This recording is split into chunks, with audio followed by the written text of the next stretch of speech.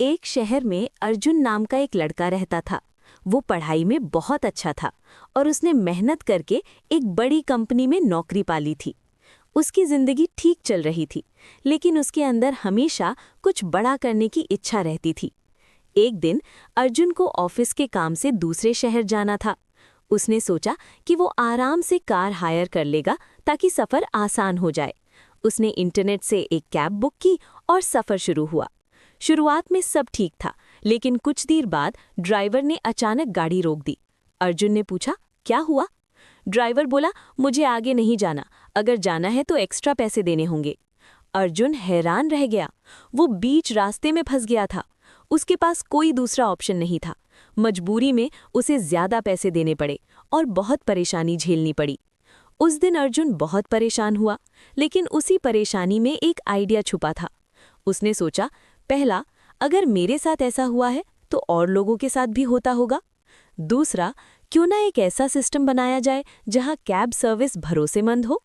यहीं से उसकी जिंदगी बदलने वाली थी। अर्जुन ने उसी दिन तय कर लिया कि वो इस प्रॉब्लम का सल्यूशन ढूंढेगा। अगले ही दिन से उसने रिसर्च शुरू कर दी। वो अलग अलग लोगों से बात करता, उनके अनुभव सुनता और नोट्स बनाता। उसे पता चला कि ज्यादातर लोग कैब सर्विसेज से खुश नहीं थे। कभी ड्राइवर कैंसिल कर देता, कभी ज्यादा पैसे मांगता, तो कभी टाइम पर आता ही नहीं था। अर्जुन ने अपने दोस्त रोहन से बात की। रोहन को भी आइडिया पसंद आया और दोनों ने मिलकर काम शुरू कर दिया। शुरुआत में उन्होंने एक छोटी सी वेबसाइट बनाई जहां लोग कैब बुक कर सकते थे, लेकिन असली चुनौती थी ड्राइवर्स को जोड़ना। वे कई ड्राइवर्स के पास गए, उन्हें समझाया, लेकिन बहुत कम लोग रेडी हुए। शुरुआत के दिन बहुत कठिन थे। कई बार पूरे दिन में एक भी बुकिंग नहीं आती थी। सर्वर भी कई बार क्रैश हो जाता था। कस्टमर कंप्लेन करते थे। कई बार तो अर्जुन खुद फोन उठाकर लोगों से माफी मांगता था। धीरे धीरे पैसे भी खत्म होने लगे। अर्जुन ने अपनी नौकरी पहले ही छोड़ दी थी। घर वाले भी चिंतित थे। उन्हें लगने लगा कि अर्जुन गलती कर रहा है। दोस्तों ने भी कहना शुरू कर दिया कि अब वापस नौकरी कर लेनी चाहिए। लेकिन अर्जुन ने हार नहीं मानी।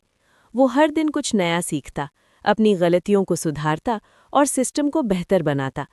उसने तय किया कि वो सर्विस को इतना अच्छा बनाएगा कि लोग खुद उसे चुनें।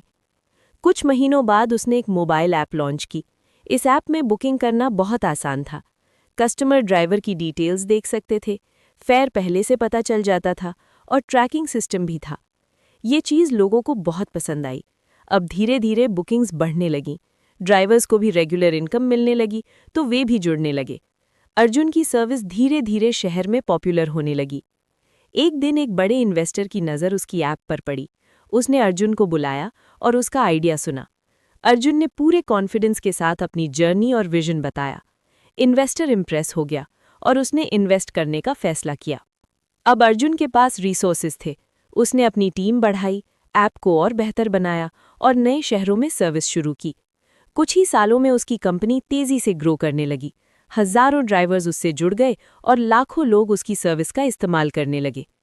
अर्जुन की जिंदगी पूरी तरह बदल चुकी थी।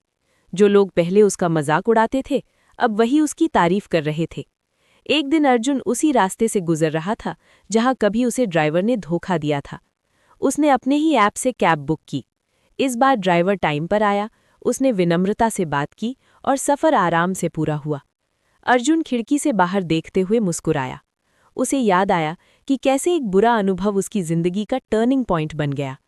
उसने मन ही मन सोचा, अगर उस दिन मेरे साथ वो घटना नहीं होती तो शायद मैं आज यहाँ तक नहीं पहुँचता। उस दिन अर्जुन ने समझ लिया था कि जिंदगी की हर समस्या अपने साथ एक मौका लेकर आती है। फर्क सिर्फ इतना होता है कि कोई उसे नज़रअंदाज कर देता है और कोई उसे पकड़कर अपनी जिंदगी बदल देता है।